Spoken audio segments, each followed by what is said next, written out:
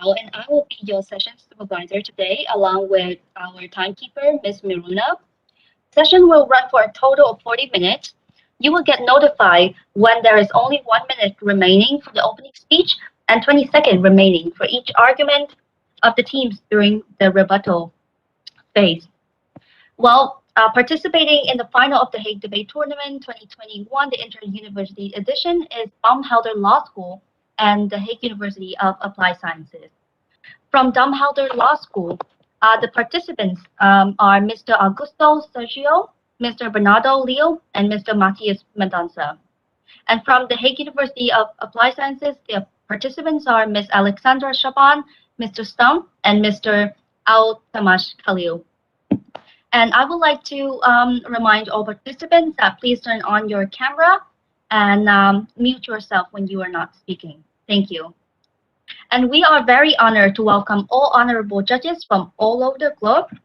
Um, Today, for the final, we have Professor Wayne Joseph from the University of Melbourne, Professor Jessica Peak from UCLA, Ms. Elizabeth Conigan from the University of Reading, Dr. Akinola Akintayo from the University of Lagos, Dr. Federico Casolari from the University of Bologna, Dr. Marcus Pesce from Central European University, and Ms. Alex Markman from University Corregidor di Tella.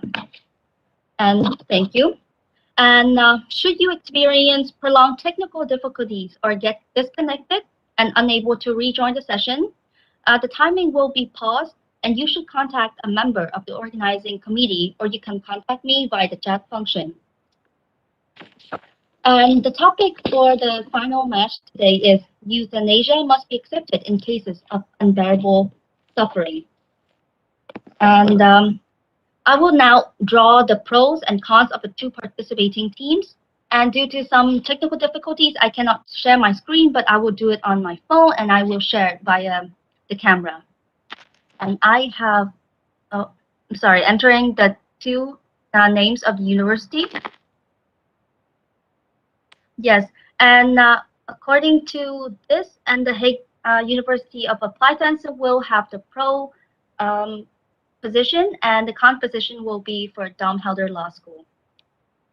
Yes, we will now have 5 minutes for two teams to get prepared and the session will commence right afterwards. Thank you and good luck. And Ms. Maruna, please start the time. Thank you. Best of luck, guys.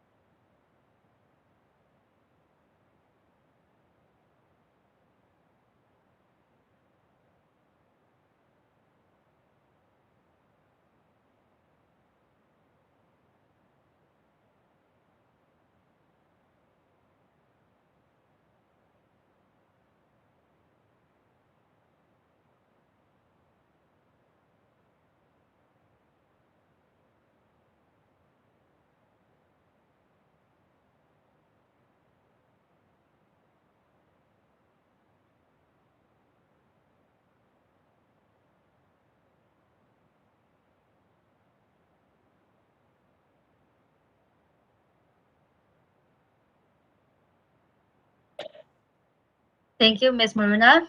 Dear participants, our time is up, and the session shall now commence. First, I would like to invite team of the Hague University of Applied Sciences to taking the pro position to start the floor for the opening statement. Thank you. Just before I start, am I audible and visible? Yes, you are. Thank you. Thank you. Good evening, everyone. My name is Altamash Khalil, and together with my colleagues Alexandra Sarban and Martin Stumpf, I'll be arguing for the statement that euthanasia should be accepted in cases of unbearable suffering. Before presenting our arguments, it is necessary to emphasize that for this debate, we'll group euthanasia and assisted dying together. And we are going to substantiate our position by expounding on the following points. Firstly, every person has a right to life and personal autonomy. Thus, to make their own healthcare decisions about euthanasia and assisted dying should be a part of the right to life. Secondly, every person should have the right to die with dignity. And finally, euthanasia can be properly regulated. Autonomy refers to the governance over one's actions. In the context of healthcare, this means that a patient should determine which medical interventions to elect or forego. When patients are allowed to make their own healthcare decisions throughout their lives, then they should also be permitted to control the circumstances of their death. Article 2 of the ECHR ought to recognize the right to self-determination in relation to the issues of life and death, and thereby impose an affirmative obligation upon member states to protect both the right to life and the right to die. Refusing individuals this right is to devalue life and to render them completely powerless, depriving them from their fundamental human right. Therefore, every person, by the virtue of their autonomy and right to life, should have a right to die. The Charter of Fundamental Rights of the European Union categorically states that human dignity is inviolable. It must be respected and protected. And this is evidenced in a recent South African judgment of Strandshamford versus the Minister of Justice. The court in this case highlighted that the right to life is strongly connected to human dignity. Furthermore, the court found that the right to life cannot mean that an individual is obliged to live no matter what the quality of his life is. For these reasons, the High Court found a violation of the right to life by prohibiting euthanasia. In the Netherlands, euthanasia is legal, and it has 9 conditions that need to be met for a patient to be euthanized. Some of these conditions are that the patient must be experiencing unbearable pain. There must be no other reasonable solution to the problem. The patient must have been given alternatives to euthanasia, and so on. Now, this here reflects how stringently a state fulfills its positive obligations of imposing important safeguards. To further understand this point, let us refer to a case in the Netherlands of a doctor who was prosecuted for not doing enough to verify the consent of a patient with Alzheimer's. Now, this landmark case indicates that there is a safeguard mechanism and that euthanasia can be properly regulated. Ladies and gentlemen, the argument that physicians should only be healers focuses too much on the physicians and not on the patient. When healing is no longer possible, when death is imminent, and when patients find their suffering unbearable, then a physician's role should shift from healing to alleviating the suffering in accord with the patient's wishes. To prolong death in cases of unbearable suffering is not helpful, nor is it medically ethical. It is counterproductive. The essence of the Hippocratic Oath is alleviating a patient's suffering, not prolonging it. Therefore, ladies and gentlemen, in a humane society, euthanasia and assisted dying should be accepted in cases of unbearable suffering.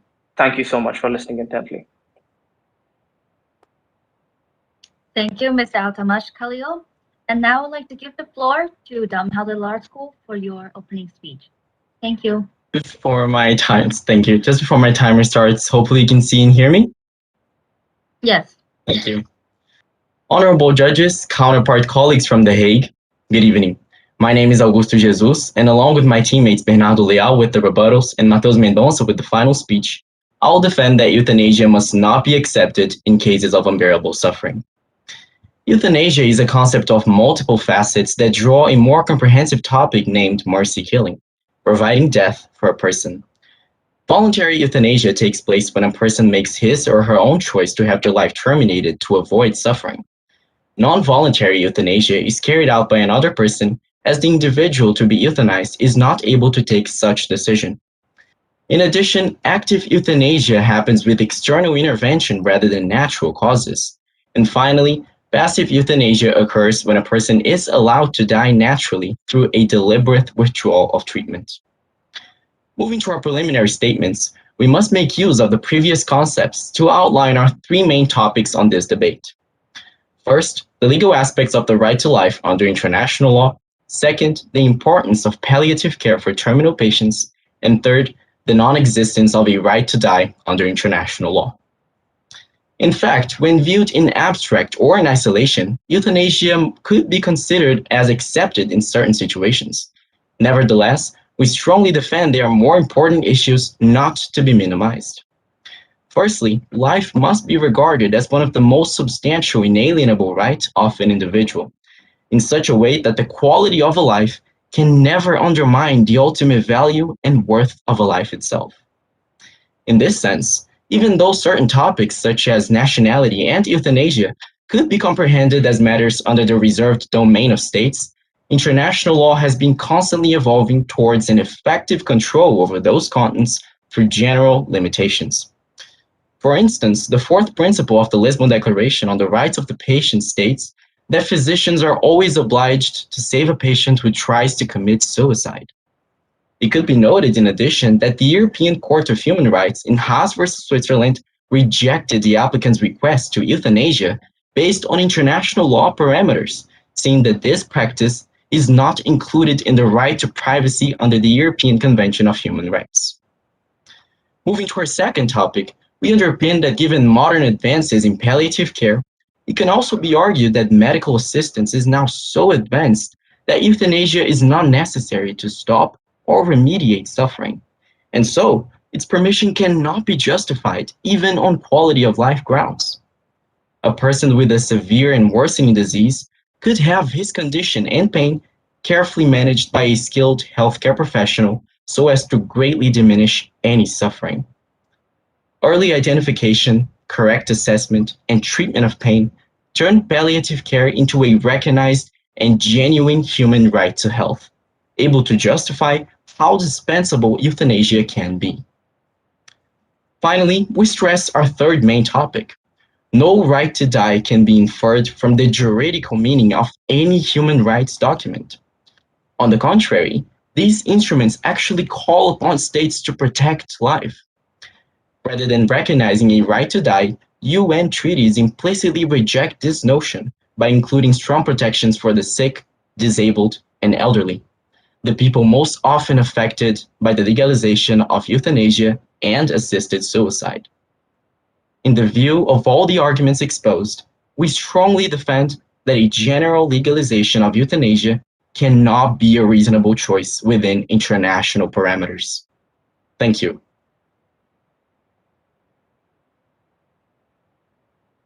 Thank you, Mr. Augusto Jesus, for your opening speech from Helder Law School. Now, I would like to invite the Hague University of Applied Science to present your first argument. Thank you.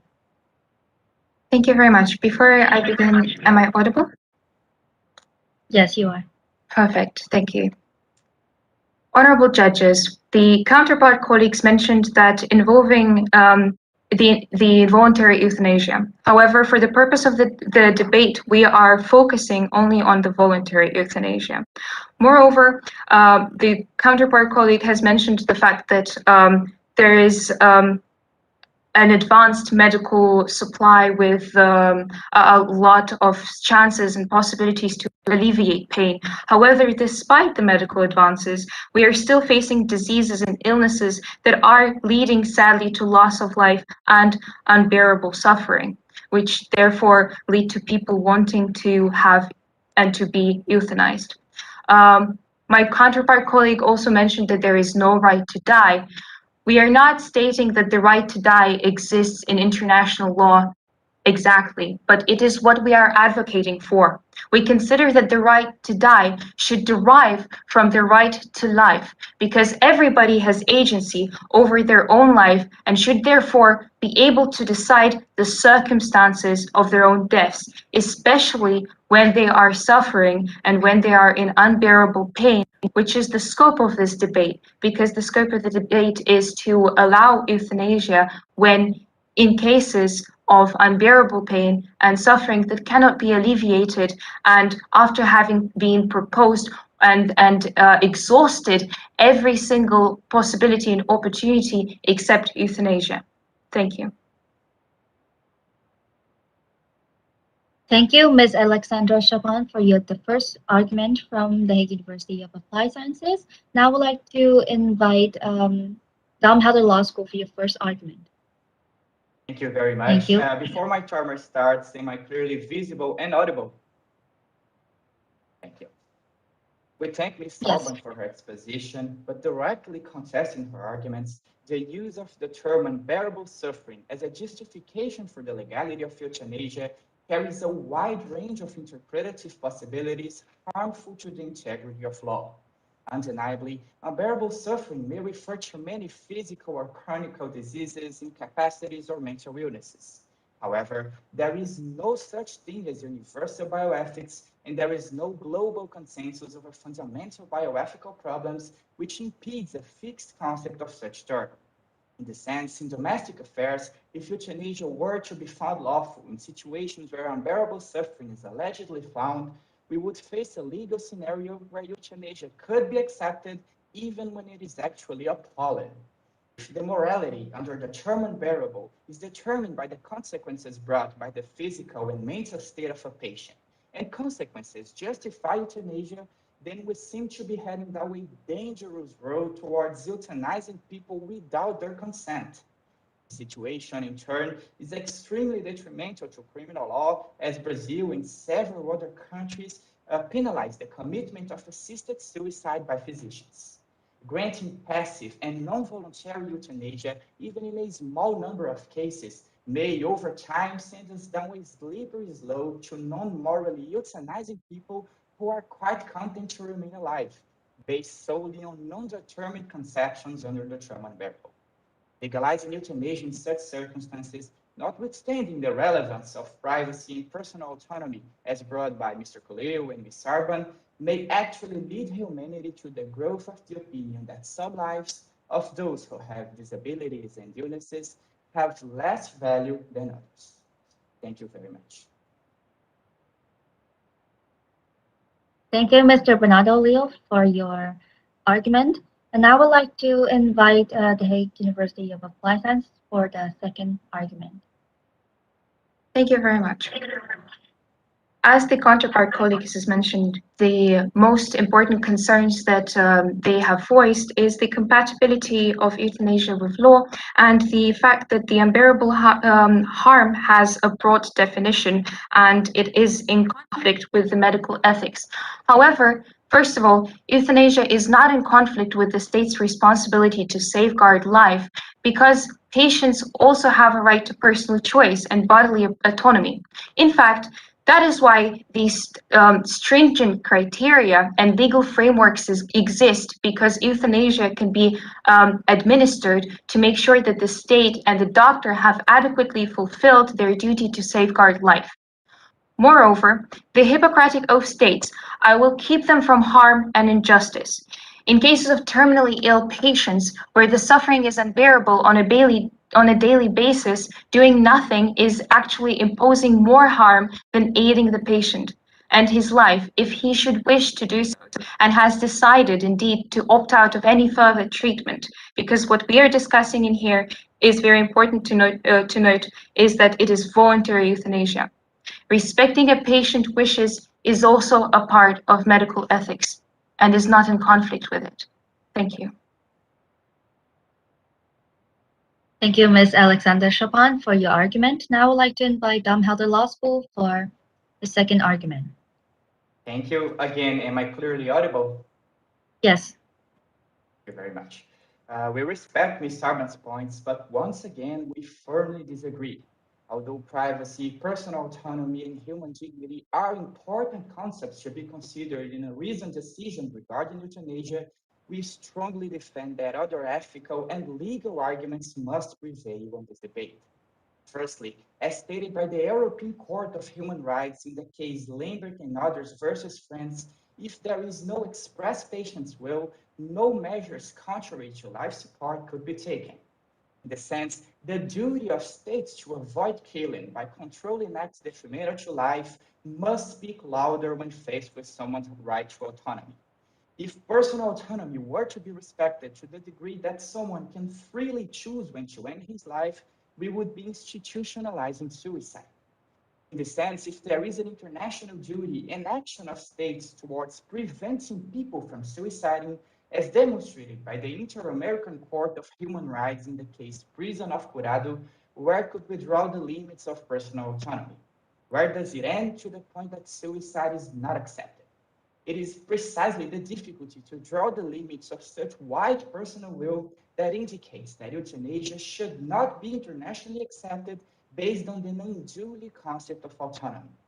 Moreover, only a few countries have legalized euthanasia, which only creates a legal conjecture of medical tourism, as proven, for example, by the doubling of the rates of assisted suicide in Switzerland in the last 4 years. In the sense, the situation is extremely detrimental to the uniformity and control by international law, reason why we firmly reiterate once again that a general prohibition on euthanasia is the most adequate option to be carried out. Thank you for your attention. Thank you, Mr. Bernardo Leal, for your second argument. And now we would like to hear the last argument from the Hague University of Applied Sciences. Yes, just to clarify, am I audible and visible? Yes, you are audible, but I cannot see your video. My video? Unfortunately, neither. Neither. You can neither hear me nor see me? Now we I can think- see you and hear you. Okay. All right. Well, ladies and gentlemen, to rebut these final points from the opposing team and to bring our side of this debate to a conclusion, let us look back at what we've established in the course of this discussion. Above all else, everyone has the right to bodily autonomy and to a dignified and pain-free death. And we're glad to see the legal consensus worldwide beginning to slowly shift in this regard. More jurisdictions than ever allow some form of assisted dying, be it active euthanasia or passive euthanasia through practices like physician-assisted suicide. And again, it's important to point out that in these jurisdictions, euthanasia is tightly regulated by strict legal frameworks to make sure that both doctors and public authorities subscribe to medical ethics at all times to counteract the slippery slope that the other team claims would happen. The Netherlands being the perfect example for this. In fact, we would argue it isn't at all in line with medical ethics to prolong a patient's unbearable suffering. And to just briefly end with this, dear colleagues, when researching today's topic, we were actually quite undecided personally on the ethical implications of euthanasia and assisted dying. That is, until we came across the words of euthanasia advocate Dr. Jack Kevorkian, who said, "Dying is not a crime." And these are the words we want to leave you with today. Dying is not a crime because everyone deserves to die with dignity and not in a state of unbearable suffering. Thank you for your attention. Thank you, Mr. Martin Stumpf, for your argument. And lastly, I would like to invite Darmstadt Law School to present your last argument. Just checking before my time starts. Am I visible and audible? Yes. Thank you.